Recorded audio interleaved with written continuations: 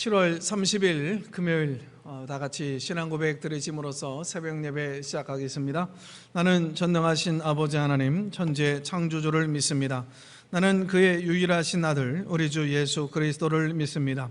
그는 성령으로 잉태되어 동정녀 마리아에게서 나시고 본디오 필라도에게 고난을 받아 십자가에 못 박혀 죽으시고 장사된 지 사흘 만에 죽은 자 가운데서 다시 살아나셨으며 하늘에 오르시어 전능하신 아버지 하나님 우편에 앉아 계시다가 거기로부터 살아있는 자와 죽은 자를 심판하러 오십니다. 나는 성령을 믿으며 거룩한 공교회와 성도의 교제와 죄를 용서받는 것과 몸의 부활과 영생을 믿습니다. 아멘. 우리 찬송가 488장 드리겠습니다. 488장입니다. 이 몸의 소망 무엔가 우리 주 예수뿐일세. 우리 주 예수 밖에는 믿을 리 아주 없도다. 주 나의 반석이시니 그 위에 내가 서리라. 그 위에 내가 서리라. 무섭게 바람 부는 밤 물결이 높이 설렐 때 우리 주 크신 은혜의 소망에 닿을 줄이라.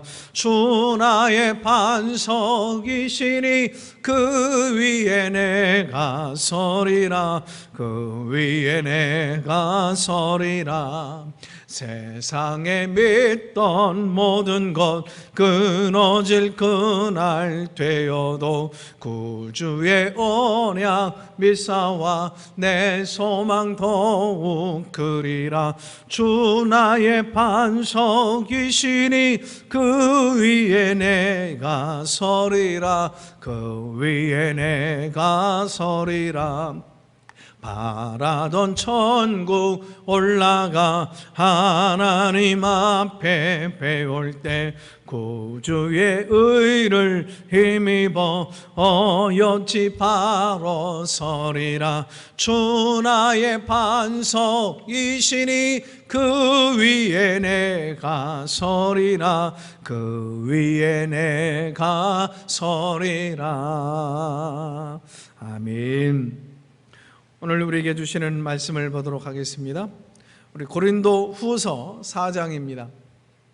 고린도 후서 4장 우리 7절서부터 11절까지 말씀입니다. 7절부터입니다. 같이 읽겠습니다. 우리가 이 보배를 질그릇에 가졌으니 이는 심히 큰 능력은 하나님께 있고 우리에게 있지 아니함을 알게 하려 함이라.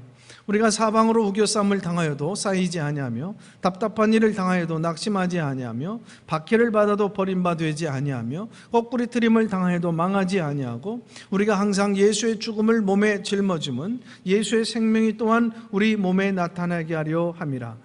우리 살아있는 자가 항상 예수를 위하여 죽음에 넘겨짐은 예수의 생명이 또한 우리 죽을 육체에 나타나게 하려 함이라. 아멘. 성도의 실패에는 하나님의 거룩한 목적이 있습니다. 그래서 우리가 너무 실패에 아파하고 연연하지 말아야 됩니다. 이 실패는 보편적인 거예요. 인간적인 관점으로 보면 사실 예수님도 실패할 때가 있었습니다. 특별히 이 십자가는 가장 큰 실패처럼 보였어요. 그러나 그 실패처럼 보여지는 것을 통해서 놀라운 승리를 이루게 되어지셨잖아요. 이 실패를 통해 성공을 볼 수 있는 건강한 믿음이 그래서 필요한 겁니다. 사도 바울은 감옥과 같은 환경을 별장과 같은 환경으로 만들면서 살았잖아요. 이런 자세가 은혜 받은 자의 자세입니다. 어떻게 사도 바울이 이러한 건강한 믿음을 가질 수 있었을까요? 본문은 사도 바울이 많은 고난과 아픔, 어려움 속에서도 흔들리지 않는 건강한 믿음을 가질 수 있었던 그 이유와 이런 믿음을 통해서 얻게 되어지는 그 열매가 무엇인지를 보여주고 있는데요. 어떻게 우리도 고난과 실패처럼 보이는 이 삶 속에서도 우리가 흔들리지 않는 건강한 그런 삶을 살아갈 수 있을까요? 그 실패와 그 고난 속에서 여러분 어떻게 성공을 볼 수 있는 건강한 믿음의 삶을 우리가 살아갈 수 있을까요? 첫째로 내 속에 예수님이 계셔야 가능합니다. 사도 바울은 우리와 똑같은 성정을 가졌습니다. 그도 먹지 않으면 여러분 배고프고 메마지면 여러분 아플 그럴 사람이었던 거죠. 이런 그가 매사에 긍정적인 사람이 될 수 있었던 그런 이유가 있습니다. 자, 본문 7절 말씀이에요. 본문 7절 말씀을 같이 한번 화면을 보면서 읽어볼까요? 시작. 우리가 이 보배를 질그릇에 가졌으니 이는 능력의 심히 큰 것이 하나님께 있고 우리에게 있지 아니함을 알게 함이라. 사도 바울은 먼저 자기 자신을 질그릇과 같은 존재로 여겼어요. 이 질그릇과 같은 자기 안에 보배이신 그 예수님이 계심으로 하나님의 놀라운 능력을 얻게 되었다라고 고백을 해요. 여기서 중요한 원리 하나를 깨닫게 되어져요. 그것은 은혜 받으려면 그러니까 질그릇의 의식을 가져야 된다는 것입니다. 나의 무능함을 알아야 여러분 하나님의 전능하심이 나타납니다. 하나님은 그 질그릇 속에 보화를 담기를 원하셔요. 그래서 포장보다 내용이 중요합니다. 중요한 건 포장이 아니죠. 하나님은 중심을 보십니다. 하나님은 그 금그릇 속에 있기를 원치 않으세요. 그래야 하나님의 살아계심이 더 드러나고 그 하나님의 존재가 더 많이 나타나기 때문에 그렇습니다. 약할 때 강함 되시는 하나님의 은혜를 입는 것이 바로 진짜 축복이에요. 내가 예수님 안에 있고 하나님이 있게 하신 그 사명의 자리에 있을 때 나의 무능함은 전능하신 하나님의 능력이 임하게 되어지는 통로가 되는 것입니다. 두 번째로는요, 어떻게 가능할까요? 탄식하고 원망하면서 살지 않으면 됩니다. 성도에게는 한쪽 길이 막힌 것 같은 때에도 다른 길이 열려 있어요. 하나님이 우리 아버지시잖아요. 우리 주님이신데 그 자녀들이 가는 길을 무작정 막으시겠습니까? 하나님이 한쪽 길을 막으시는 그 이유는 우리를 절망하기 위해서가 아니라 우리에게 또 다른 예비된 길을 열어주시기 위한 조치인 줄로 믿으시기를 바랍니다.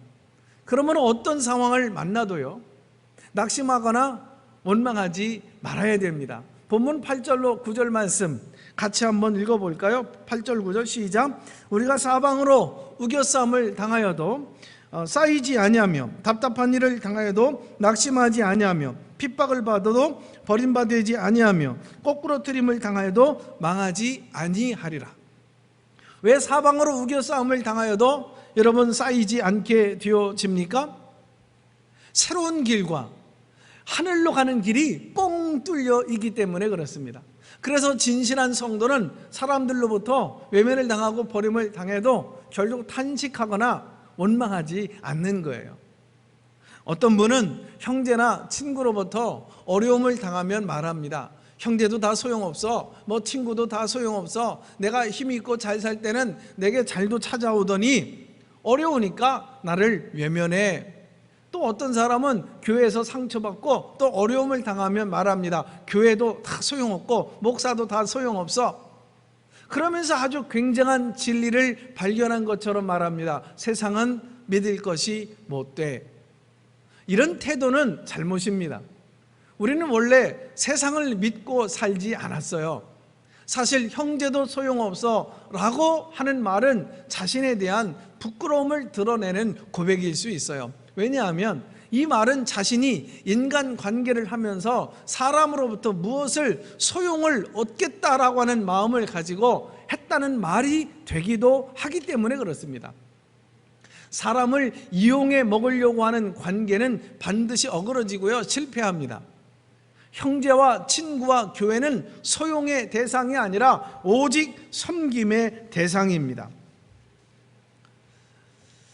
때로는 형제가 배반해도 형제를 미워하면서 살지 마십시오. 지금 이 시간에 새롭게 각오하십시오. 누가 나를 버려도 사람으로부터 배신감을 느끼지 아니하리라. 그와 지냈던 세월도 내 인생의 한 부분으로 소중하게 여겨야 됩니다.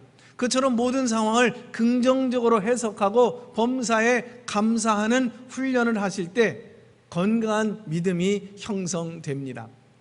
세 번째로는 힘들어도 말씀에 순종하실 때 이런 것들이 가능해져요. 실패 속에서도 여러분 우리가 성공하실 수 있는 그 비결이에요.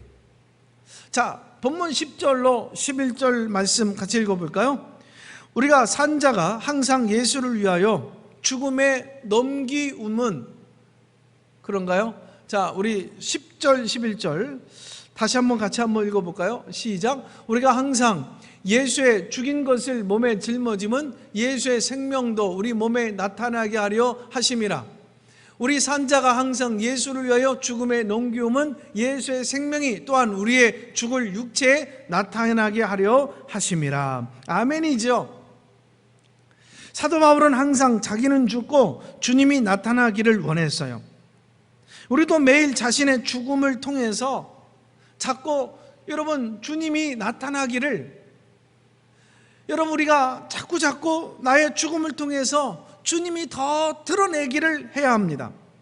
무엇이 자신을 매일 죽이는 것입니까? 그것은 하나님 말씀에 철저히 순종하면서 사는 거예요. 내 뜻과 하나님의 뜻 사이에 갈등할 때 하나님 뜻에 절대적으로 순종하면서 사는 것이 매일의 삶에서 나를 죽이면서 사는 것입니다. 신앙생활에서 믿음을 가장 떨어뜨리게 만드는 것이 무엇입니까? 자신의 똑똑함이에요. 물론 우리는 밖에서는 정말 똑똑하게 살아야 됩니다. 그러나 하나님 앞에서는 아멘할 줄 아셔야 됩니다. 긍정적 신앙을 가지고 매사에 말씀에 순종하는 삶을 살면 실패 중에도 얼마든지 우리가 성공적인 삶을 살 수가 있어요. 실패와 연약함에 초점을 맞추면서 살면 안 됩니다. 하나님 말씀대로 순종하면서 나가면 실패는 성공으로 나갈 수 있는 지름길이 되어져요. 창세기 1장 말씀에 보게 되어지면 하루가 지날 때마다 저녁이 되고 아침이 되는 이는 몇째 날이라, 이런 기록이 반복되어져 있어요. 일반적으로 하루를 계산해 나갈 때 아침부터 저녁까지로 하루를 봅니다. 그러나 성경적인 시간관에 의하면 하루가 저녁에서 시작해서 아침으로 끝나요. 이와 같은 성경적인 하루는 처음보다 나중이 좋아지는 기독교의 삶을 상징하는 것이죠. 성도는 오늘은 실패했지만 내일은 승리할 것이고, 지금은 어두운 인생길을 걸어간다 할지라도 내일은 찬란한 아침 햇살이 펼쳐질 것이다, 이런 믿음을 가져야 돼요. 그러므로 성도는 어떤 고난 중에도 절망하지 말아야 됩니다. 어두운 마음일수록 별빛이 더욱더 빛나는 것처럼 어두울수록 신앙이 더욱더 빛이 나야 됩니다. 인물은 어두운 시대 때 나오거든요. 인격도 어두운 때에 나옵니다. 우리의 참된 신앙과 교회 사랑도 힘들 때, 위기 때 진가를 발휘하게 되어져 있어요. 오래전에 미국의 농구 방송 광고에서 농구 황제 마이클 조던이 나왔어요. 그가 광고에서 그가 경기장을 걸을 때 사람들이 마이클 막 환호하면서 막 연발 막 합니다. 그때 조던이 이런 말을 했어요. 저는 이제까지 9,000번 이상 슛을 던져 골을 넣지 못했습니다. 그리고 거의 300게임을 졌습니다. 26번은 승패를 결정짓는 결정적인 순간에 슛을 넣지를 못했습니다. 저는 계속 실패하고 또 실패했습니다. 그렇게 말한 후에 바로 이어서 그가 말하죠. 그 실패가 제가 성공하게 되어진 이유입니다. 그래서 마이클 조던은 실패에 초점을 두지 않았어요. 그리고 자신의 장점에 초점을 맞추면서 살았다는 얘기예요. 하나님은 우리가 실패에 어떻게 반응하는가 보기를 원하셔요. 우리는 실패를 실패라고 말하지만 하나님은 실패를 성숙으로 가는 문, 더 멋지게 성공의 문턱으로 들어가는 길, 문이라고 말씀하시는 거예요. 성도에게 실패는 차원 높은 목표로 가게 하는 하나의 축복의 그래서 통로가 되는 것입니다.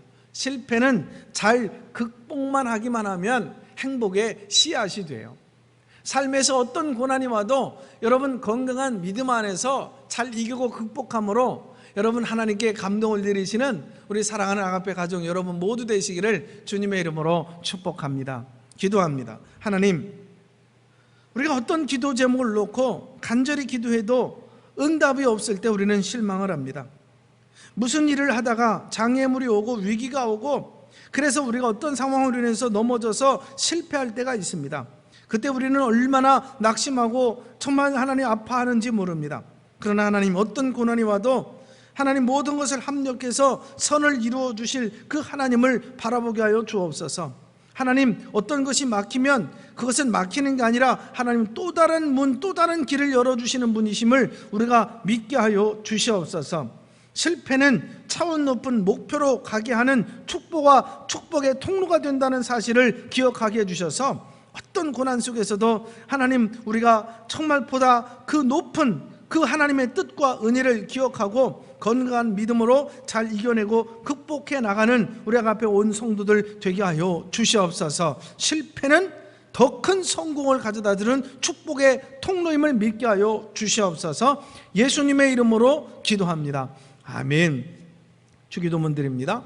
하늘에 계신 우리 아버지, 아버지의 이름을 거룩하게 하시며 아버지의 나라가 오게 하시며 아버지의 뜻이 하늘에서와 같이 땅에서도 이루어지게 하소서. 오늘 우리에게 일용할 양식을 주시고 우리가 우리에게 잘못한 사람을 용서해 준 것 같이 우리 죄를 용서해 주시고 우리를 시험에 빠지지 않게 하시고 악에서 구하소서. 나라와 권능과 영광이 영원히 아버지의 것입니다. 아멘. 우리 함께 말씀 붙들고 함께 기도하며 나아가겠습니다.